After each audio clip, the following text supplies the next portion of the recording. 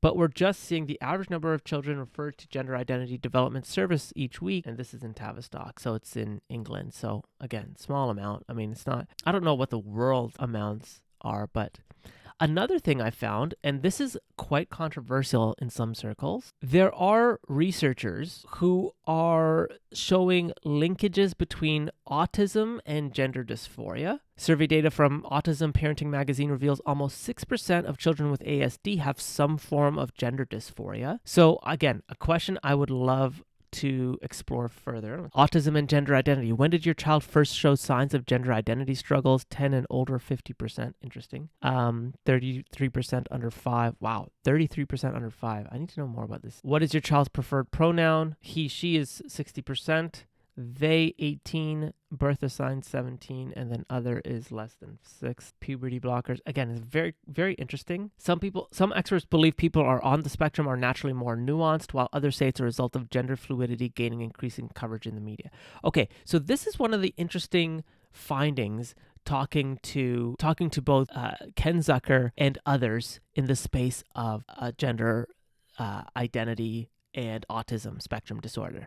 It's that youth who are diagnosed, who are on the spectrum of autism spectrum disorder, generally have behaviors that can be correlated or co-aligned with those that have or diagnosed with gender dysphoria. So, for example, a child may exhibit obsessive compulsive behaviors of dressing up as the opposite gender. Those traits are evident of autism spectrum disorder, obsessive compulsive behavior. That behavior is also part of a series of behaviors for youth that can be identified as having gender dysphoria.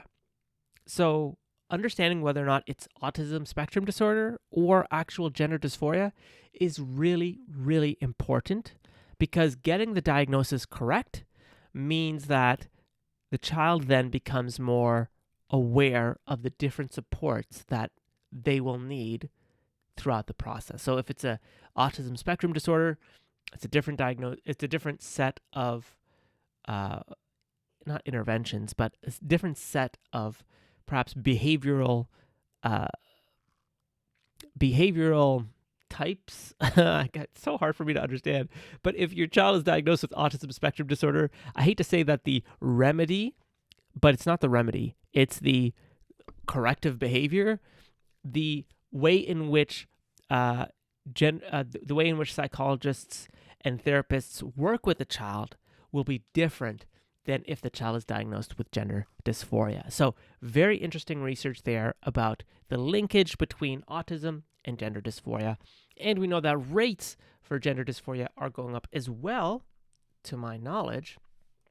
I believe rates of autism are also going up. In a pair of new reports, one focused on 8-year-olds and another on 4-year-olds, the CDC found 1 out of every 36 children has autism. This is a significant increase from 2021, which was 1 in 44, which is a big jump from 1 in 110 in 2006. So we see that we have higher levels of gender dysphoria diagnoses. We also have a higher number of autism diagnoses as well. So in a pair of new reports, basically 1 out of every 36 children has autism. Diagnosing it requires substantial training and observational techniques. So really interesting that we see more and more gender dysphoria diagnoses with autism. It just lets me know that there's more to study in this area. And again, something I'd love to discuss more.